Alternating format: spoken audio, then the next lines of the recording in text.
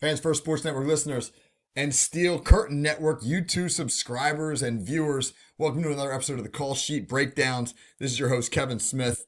Really excited to bring this one to you, man, because in this breakdown, we're going to focus on the Pittsburgh Steelers run game in their 30-23 victory last week over the Seattle Seahawks. And if there's one thing I like talking about, it's run offense, man. When I start getting into blocking schemes and looking at what the big guys up front do, I get pretty excited. So I'm excited to bring you this breakdown of a Steelers team that ran all over the Seattle Seahawks to the tune of 202 yards on the ground, 46 carries, 202 yards.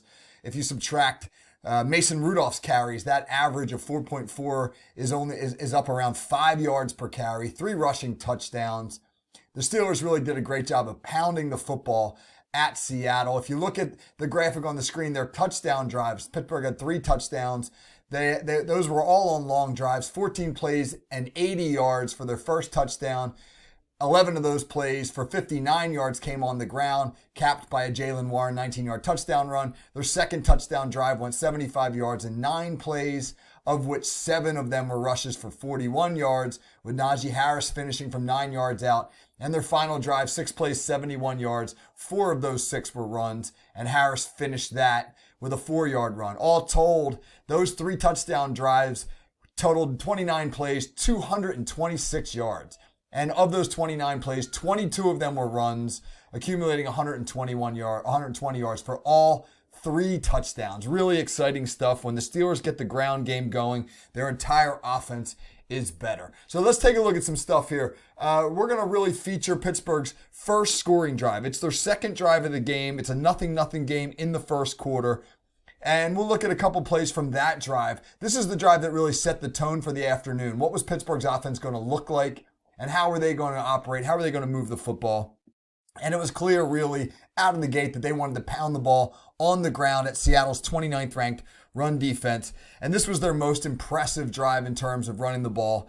So we'll look at a 1st and 10 play here from their own 36-yard line. And they're going to run old school power here, right? One of my absolute favorite plays in all of football. Let's diagram it up for everybody. Old school power. All right, what's that look like? Let's start with the center. His rule is to block back on the first down lineman behind the play. Then you're going to get a double team. Here it's going to be with the guard and tackle, the play side guard and tackle on the 3-tech. That means on the defender lined up on the shoulder of the guard. And those 2 linemen are going to work that double from the 3-tech to the backside backer, which in this case is Bobby Wagner. Now you got Darnell Washington, the tight end. He's responsible for a one-on-one block against this edge player right here. He's going to have to handle that edge. If the edge works out, he's going to turn him out. If the edge pinches, he's going to wash him down. On the backside of the play, the backside tackle is going to, we call that slam hinge. He's going to slam down into the B gap, make sure he takes care of any blitzers. And if there's nobody there, he'll hinge back and block that edge player. And then you get your puller. Everybody recognizes power for its pulling guard. And here's your puller. In this case, it's Isaac Seumalo coming around to block the play side backer. In this case, old friend, or maybe not so much friend, Devin Bush, number 0. And then the running back, right? The running back is going to want to hit this thing somewhere up inside, right? He's going to look to follow his puller.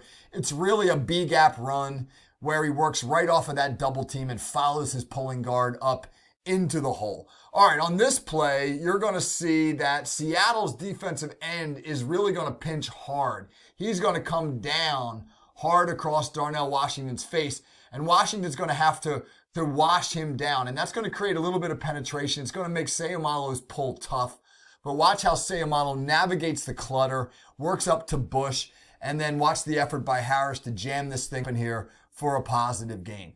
All right, boom. There's the pull. You see Washington kind of get jammed up in there a little bit. Seumalo's got to work off of that. We'll run this thing again here, right? And we'll pause it for you right here. All right. As you can see, as Seumalo is pulling and coming through here, right here, he kind of runs into Washington. As Washington doesn't get great movement on the pinching edge player. But Seumalo is going to have enough athleticism about him to be able to bounce off that and still work around to pick up Bush. And Najee Harris is going to kind of jump cut this and up into the hole and work back here. Nice patience by Harris. Nice athleticism from Seumalo to navigate that clutter and then work back for a nice first down run. One more time here. Really, let's focus. Look at this double team right here, man. This is a really nice job of the play side guard and tackle right here of getting hip to hip on this double. They got hip to hip there to get that movement. And really it's that movement on the 3 tech that creates the space as Washington clears for Harris to be able to hit this play up inside. And then one more thing to focus on as we look at this run here, right? What happens at the end of the play?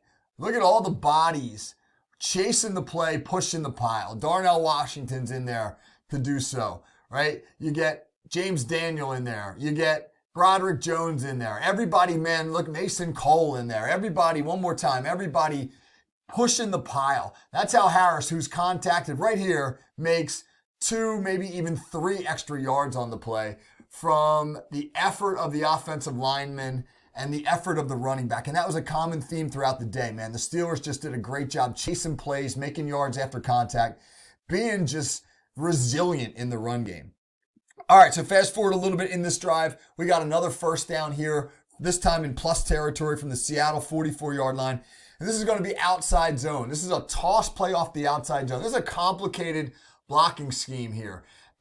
You got to have a lot of guys working together, a lot of guys working in tandem. So what happens here, you're going to get a little motion down from Allen Robinson. He's going to yo-yo back, and you'll see him kick the edge.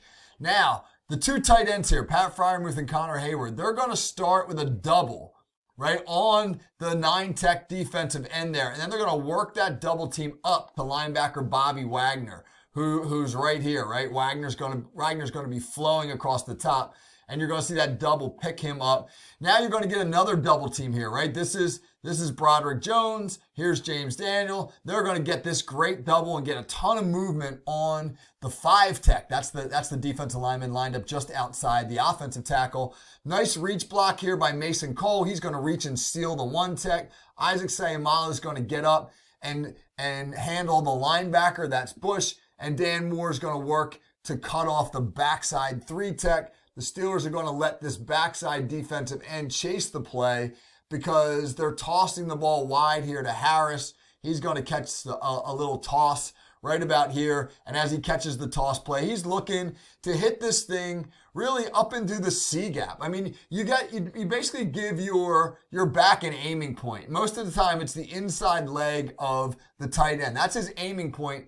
And then he's looking to sort of cut this up in here, or maybe it'll hit wider, but somewhere up in there, depending on how the flow of the play breaks out. So, again, the back doesn't have a hole. He's not running at an exact hole. It's not like, hey, you're running to the B gap. You're running to the 4 hole. Some of you guys who played football back in the day, you may have been used to running 34 power or something like that. The zone scheme doesn't work that way. And so watch as Harris does a great job of picking his hole based upon the flow of the defense. All right, here we go. A little yo-yo motion, toss. Harris, nice and patient, cut, back up into the hole. Boom, 8 yards. Great job, man, by the Steelers working some double teams here. Watch the chip right here by the tight ends. Look at right here. You see the double team that starts out on the 9 tech by the 2 tight ends, and then how they're going to work off to handle Bobby Wagner. Look at Mason Cole doing a great job to seal the nose. Look at the great movement right there that you're getting the double team on the 5 tech. That's going to give Harris the ability to jam this thing up inside. There's not even really a gap there anymore, but he's just going to sense a small hole, and he's going to be able to fill it up in there and make 8 yards. Excellent job by the Steelers of communicating the doubles, working off of them. Harris of recognizing the hole and getting upfield. Again, man, he doesn't have a whole lot of space here, but he's got good vision, and boom, there's his cut, gets his shoulder square, upfield, 8 yards. Excellent first down play, puts the Steelers in 2nd and 2.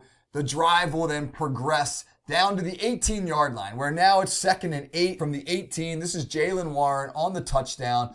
Heck of a job here by the Steelers running duo. One of my absolute favorite plays in all of football.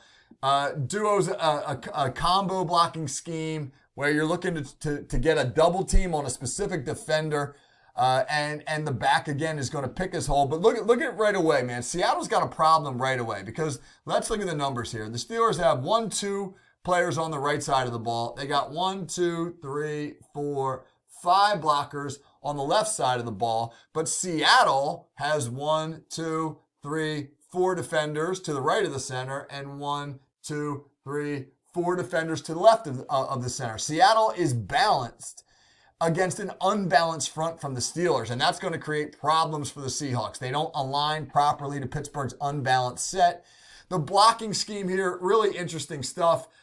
It's hard to really diagram it because this play is so fluid.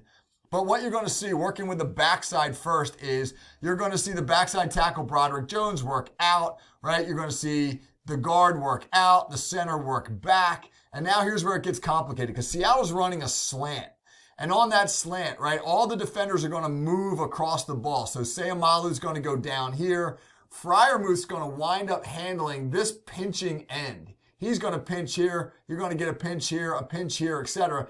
And so Freiermuth's going to wind up handling that end. Washington's going to wind up going down to that backer, right? You're going to get the other tight end, Connor Hayward's going to work in here and wind up picking up the edge player. And then you have Dan Moore, the last man, who's going to work all the way across to Devin Bush, the backside backer. Here's Bush, and Moore's going to wind up on Bush. And now here's our path from running back Jaylen Warren. This is a thing of beauty. Warren's going to start here with a slide step. He's going to attack downhill at Seumalo's butt. But at the first sign, he's going to jump cut back, work upfield, jump cut again, and finish in the end zone. 2 really nice little jump cuts from Jaylen Warren to finish on the backside of this play. Beautiful little scheme here. Duo for the touchdown. Here goes Warren. Slide step, jump cut, out the back door, touchdown. Great stuff from the Steelers. Let's watch it again, right? Watch the double team. Watch Dan Moore. Nobody for Dan Moore to block, right? You see Dan Moore right here, okay? Nobody for him to block because of the slants, and so he gets all the way across to block Bush. Now here goes Warren up through the hole. And hey, what do we find down here? What do we find right here? Look at this. Look at this. George Pickens, right? George Pickens downfield blocking the safety to spring Warren. All right, that final block that gets him into the end zone. Everybody that was jumping all over George Pickens for not blocking downfield earlier should be patting him on the back, man, for having that block. And look, Pickens is excited, and they get into the end zone there. Great stuff from the Steelers. That was a heck of a drive.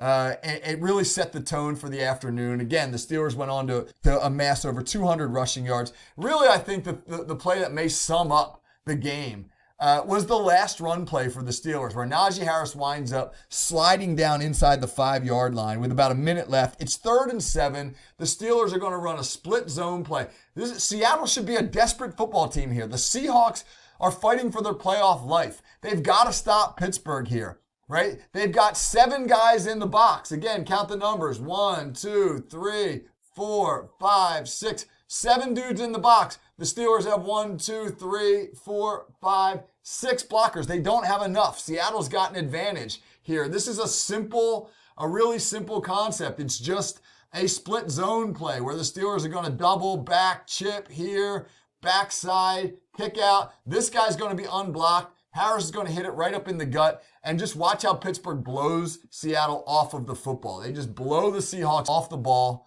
Najee Harris runs through a huge hole. There it is right there. Slides down, untouched, game over. Maybe the best image to end this on is this one. This is Harris on that final carry, blowing through the line. The Steelers, again, outnumbered in the box, didn't even need to block all 7 Seattle defenders, as the Seahawks really sort of gave up on the play. And when you can run the ball like that, man, right down a team's throat, especially when they know you're running the football, you break their will. And there may be no more satisfying way to win a game on the offensive side of the ball than by breaking the will of an opposing defense. And that's what Pittsburgh did. And it's 2 big victories in a row now with Mason Rudolph at quarterback. And the Steelers are alive as they head to the final week of the season in Baltimore. It's going to be an awesome and exciting end to the season. And the Steelers feel like a team that if they can get in, man, hey, who knows, man, maybe they can make some noise. So hopefully we'll have an exciting breakdown for you next week, one that leads the Steelers to the playoffs. These are the call sheet breakdowns. I'm Kevin Smith. We will see you soon.